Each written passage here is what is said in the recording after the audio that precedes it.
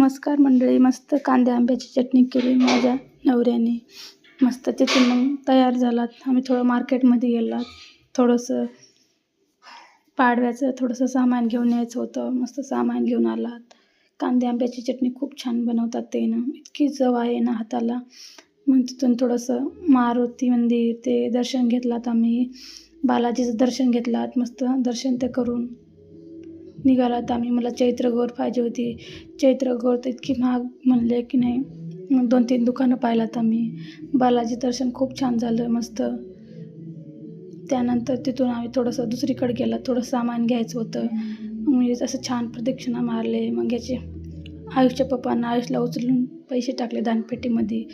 चैत्रगौर तर इतकी सुंदर होती पण खूपच महाग म्हणली. मला खूप आवडली. भांडे ते आवरले. मग भांडे खूप पडले होते. मग पाडव्याची तयारी करून ठेवली. वस्त्रमाळ ते सगळं घाटी कापूर ते सगळं व्यवस्थित ताट बांधून ठेवले.